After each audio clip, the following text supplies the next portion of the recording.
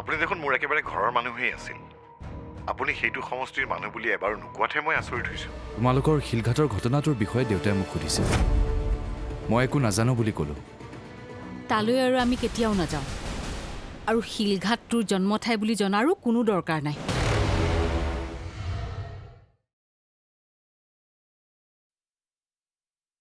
বিয়াৰ আগততো অতীতে এনেকুৱা নাছিল, কিন্তু বিয়াৰ পাছত হঠাতে হ'ল কি? নীৰৱ, এইবোৰ আচলতে ইমানকৈ ভাবিবলগীয়া কথা নহয়। কিবা সৰু কথাতে চাগে তাৰ মনটো বেয়া হৈ আছে। মই তাইক সুধিম বাৰু। তুমি ইমান চিন্তা নকৰিবাচোন। নহয় মা, মোৰ ভয় হৈছে। মই ভাবিছিলোঁ বিয়াৰ পাছত লাহে লাহে অদিতি আমাৰ ঘৰখনৰ লগত এডজাষ্ট হ'ব, কিন্তু অদিতিক এতিয়ালৈকে মই একো বেলেগ দেখা নাই। আপুনি যদি কিবা জানে প্লিজ মোক কওক মা।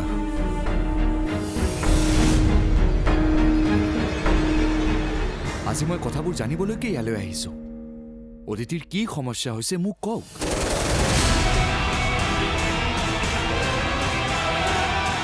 এতিয়াতো মই আপোনালোকৰ ঘৰৰে ল'ৰা। মোক কথাবোৰ ক'বলৈ আপোনালোকে সংকোচ নকৰিব। মই একো বেয়া নাপাওঁ মা।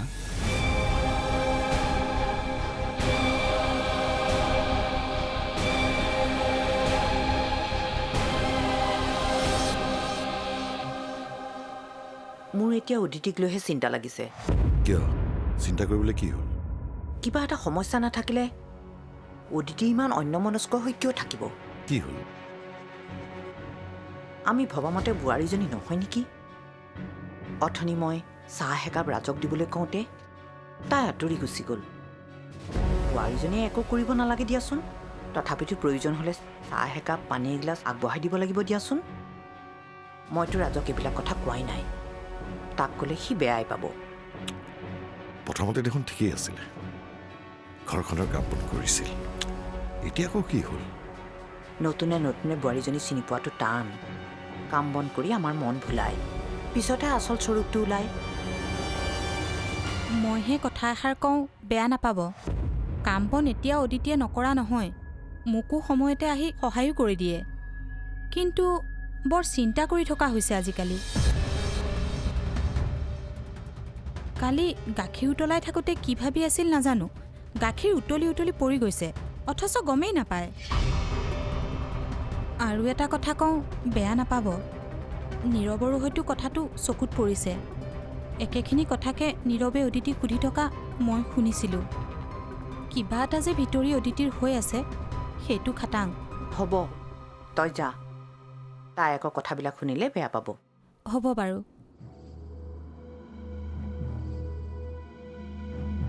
হেৰা, মই ক'বলৈ বেয়া হয়, অদিতিৰ কিবা মানসিক বেমাৰ আছে নেকি?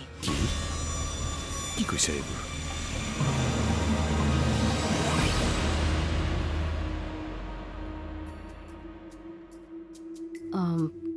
তোমাক দেখোন মই কৈছোৱেই যে মাজনীক লৈ চিন্তা কৰিবলগীয়া একো নাই। তাইৰ একো হোৱা নাই। সময়ৰ লগে লগে সকলো ঠিক হৈ যাব। চাহকাপ ঠাণ্ডাই হ'ল তোমাৰ, লোৱাচোন, খোৱা।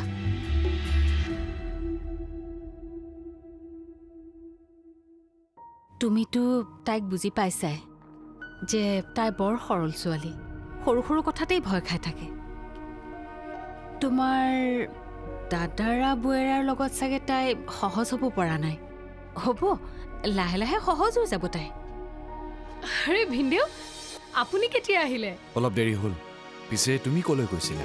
মই বান্ধৱী এজনীৰ ঘৰলৈ গৈছিলোঁ। বাও আহিছে নেকি? নাই, মই অকলে আহিছোঁ। আপুনি আহিলে ভালেই হ'ল। মোৰ আপোনাৰ লগত কথা এটা আছে। কোৱা। বা যেতিয়া আহে, মই, আপুনি আৰু বা এবাৰ এঠাইলৈ ফুৰিবলৈ যাম। যাম যাম। পিছে ক'লৈ যাবা? শিলঘাটলৈ।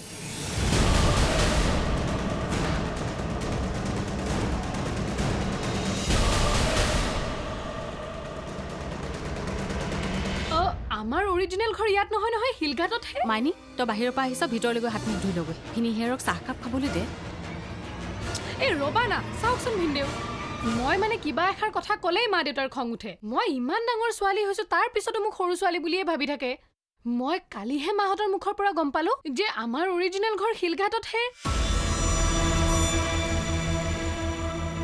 কিন্তু ইষাৰ কথা আমাক কিয় ইমান দিনে কোৱা হোৱা নাছিল সেইটোহে বুজি পোৱা নাই। আপুনি সুধিবচোন মাহঁতক আমি সেই ঠাই এৰি কিয় গুচি আহিলো। আৰু জানে ভিন্দেউ, মোৰ বান্ধৱী এজনীৰ ঘৰ নগাঁৱৰ কলিয়াবৰত। তাইৰ মুখৰ পৰা গম পালো শিলঘাট ঠাইডোখৰ বোলে বহুত ধুনীয়া। মোৰো মন আছে নিজৰ জন্ম ঠাইডোখৰ এবাৰ চাবলৈ। মাহঁতে যে লৈ নাযায় সেয়া কিন্তু খাটাং। হ'ব দিয়া, তুমি যাবলৈ ইচ্ছা কৰিছা যেতিয়া তোমাক নিশ্চয় লৈ যাম। এটা কাম কৰোঁ, অহা সপ্তাহতে যাম। কিন্তু তাৰ আগতে তোমাৰ বাক সুধি লওঁ। হ'ব, থেংক ইউ জিজাজী। আপোনাক আৰু এটা কথা ক'ব পাহৰিছিলোঁ। সেই যে সাংবাদিক দাদাজন, কি নাম আছিল? দিগন্ত। সেই দাদাজনৰ ঘৰো শিলঘাটতহে। মই সিদিনাহে গম পালো। তুমি সেইকাৰণে চিনি পাওঁ বুলি কৈছিলা ন? অকমান মনে থাকচোন। যা ভিতৰলৈ যা, আমি কিবা এটা কথা পাতি আছো। মই মানে কিবা এটা কথা ক'লেই তোমালোকৰ খং উঠে।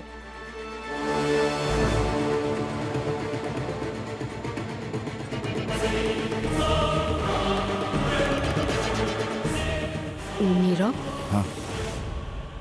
তুমি এই কথাত নধৰিবা। তাই বৰ চঞ্চল। তোমাক ঢিলা পাই যলৈকে তলৈকে যাবলৈ লগ ধৰিব। তুমি কিন্তু নাযাওঁ বুলি ক'বা। একো নাই মা, মই এইবোৰত বেয়া নাপাওঁ। এনেও অহা সপ্তাহত মই নগাঁৱলৈ যাব লগা আছে।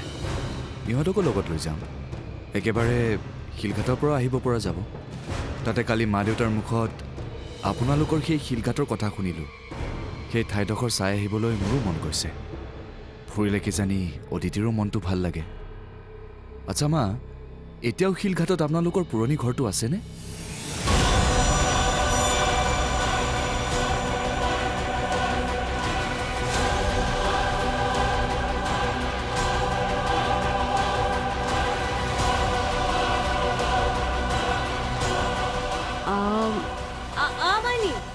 হাত মুখ ধুলি নে? ধুলো মা। ৰ'বাচোন, মই তাইক খাবলৈ দি থৈ আহোঁ।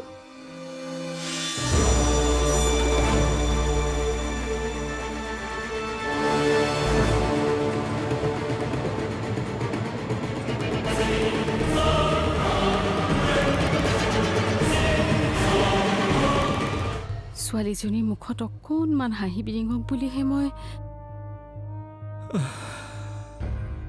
এইবোৰ কথাকে ভাবি ভাবি মোৰ মূৰটোৱে কেতিয়াবা কাম নকৰা হৈ যায়।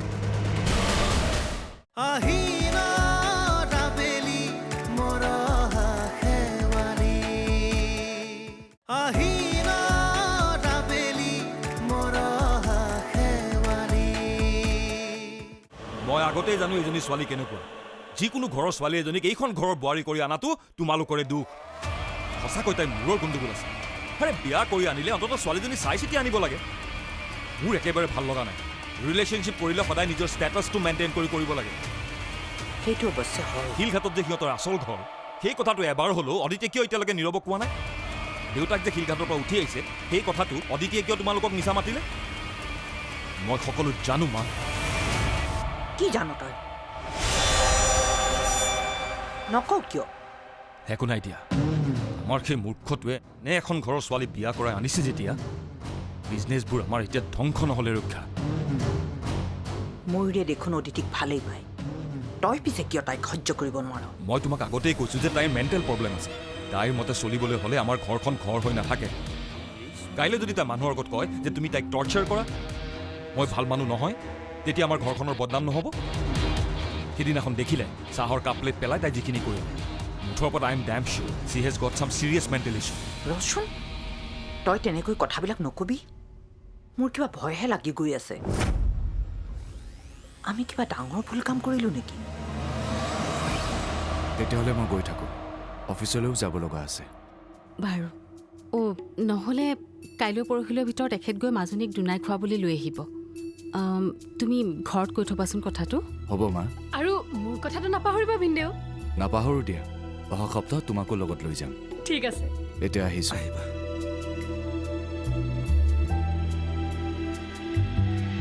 মাইনী, তই দিনে দিনে কিয় এনেকুৱা হৈ গৈ আছনো? কি কৰিলো মই? ভিনিহেৰ লগত কেনেকৈ কথা ক'ব লাগে তই নাজানো? কিনো ক'লো? হাই, ভিনিহেৰ আগত তোক শিলঘাটৰ কথা উলিয়াবলৈ কিহে পাইছিল হয়নে? কি বেয়া কথা ক'লো মই? চুপ, কথা নকবি। কিবা আশাৰ কথা পাতি থাকিলে এনেকৈ মাজতে ভাগ ল'বলৈ নাহিবি।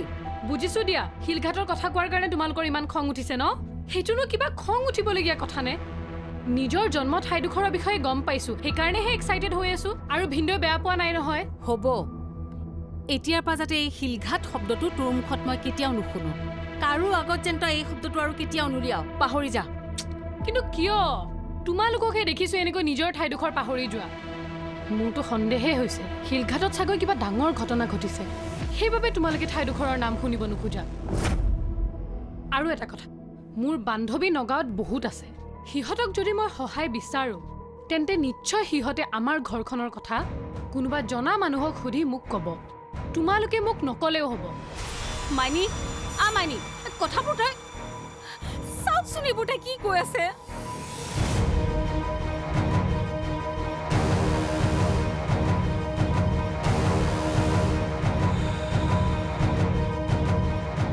অদিতি তুমি কথাবোৰ কৈ নিদিয়া কিয় কি কথা বৌ তোমাৰ মনত কি হৈ আছে এনেকৈ মন মাৰি থাকিলে ভাল নালাগে নহয় ঘৰখনৰ সকলোৱে আলোচনা কৰি আছে সকলোৱে তোমাক লক্ষ্য কৰি আছে নীৰৱো ভাল ল'ৰা সি মনত দুখ দিয়া কাম কৰিছে বুলি মই ভাবিব নোৱাৰো এজনী ছোৱালীয়ে তাৰ নিচিনা এটা ল'ৰা পোৱাটো ভাগ্যৰ কথা অভাৱ নথকা এখন ঘৰ মা দেউতাও ভাল মানুহজনো ভাল তাৰ পাছতো নে তোমাৰ মাহঁতৰ ঘৰত কিবা সমস্যা হৈছে নেকি যি হয় মুঠতে তুমি কৈ দিয়া কিবা প্ৰব্লেম থাকিলে আমি সকলোৱে মিলি সলভ কৰিম সমস্যাবোৰ নিজৰ মাজতে এনেকৈ নথবা শ্বেয়াৰ কৰিলেহে ভাল মনটো পাতল লাগিব এবাৰ তুমি নীৰৱক কৈছো দেখিবা সকলো মানি লৈছে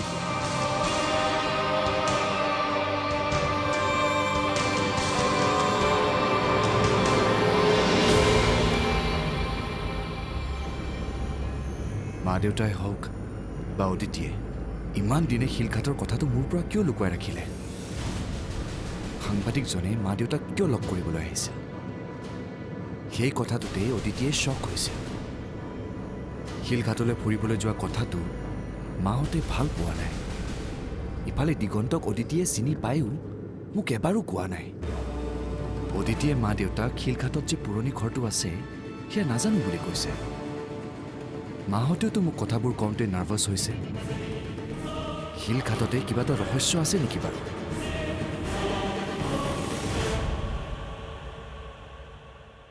অদিতি শুনাচোন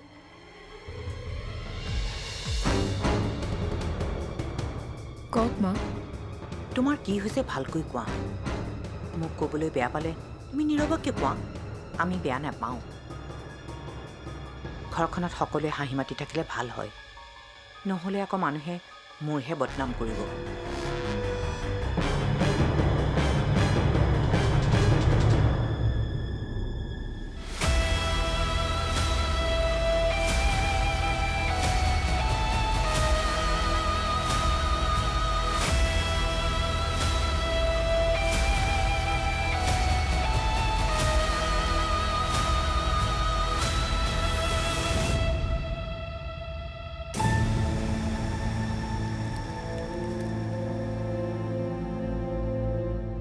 তুমি কি কৈছিলা হা দুজনী ছোৱালীৰ ভৱিষ্যতৰ কথা আছে মইতো সকলোৰে ভাল হওক বুলিহে কথাবোৰ কৈছিলো এতিয়া কাৰ কিমান ভাল হৈছে নিজ চকুৰেতো দেখি আছে মই তোমাক বাৰে বাৰে ক'লো আগতে সকলো সঁচা কথা কৈ দিয়া ভাল কিন্তু তুমিতো নুশুনিলা এই ক্ষেত্ৰত সিদ্ধান্ত তুমিয়ে ল'লা ছোৱালীজনীৰ মুখত অকণমান হাঁহি বিৰিঙক বুলিহে মই এইবোৰ কথাকে ভাবি ভাবি মোৰ মূৰটোৱে কেতিয়াবা কাম নকৰা হৈ যায়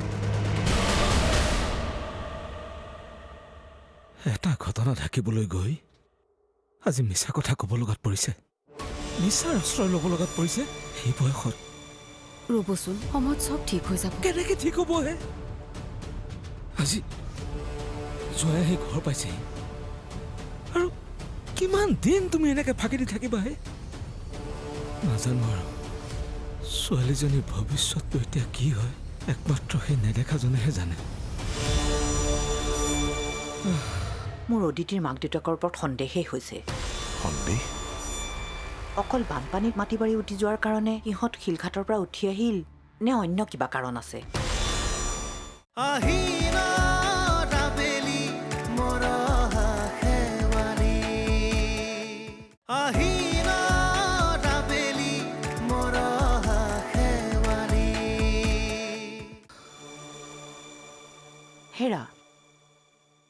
ৰাজে মোক এটা কথা কৈছিল।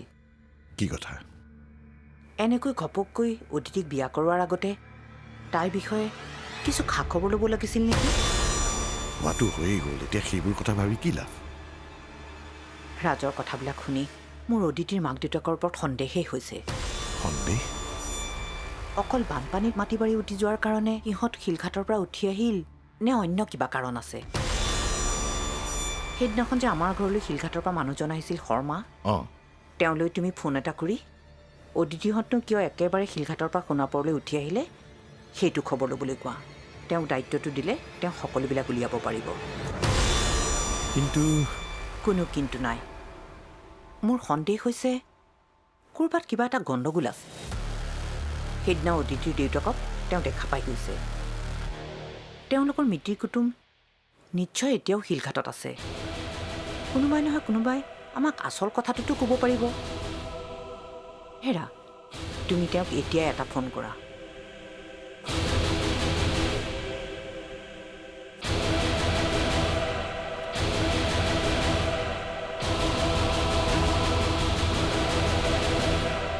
হেল্ল', শৰ্মা। হয় ছাৰ, কওক। আচ্ছা, তুমি কোৱা আমাৰ বোৱাৰীৰ দেউতাকক চিনি পাইছে, প্ৰকাশ বৰুৱা। হয় ছাৰ, হয় হয়। তেওঁলোক যে শিলঘাটৰ পৰা একেবাৰে সোণাপুৰলৈ গুচি আহিল, তাৰ আচল কাৰণ কি? অকল তুমি কোৱা কাৰণটোৱেই নে অন্য কাৰণো কিবা আছে? তুমি খবৰটো লৈ মোক জনাবা। কিয় ছাৰ, কিবা? নাই নাই, তেনেকুৱা একো নাই। তুমি মাত্ৰ সোনকালে মোক খবৰটো দিবা। হ'ব ছাৰ, ঠিক আছে ঠিক আছে।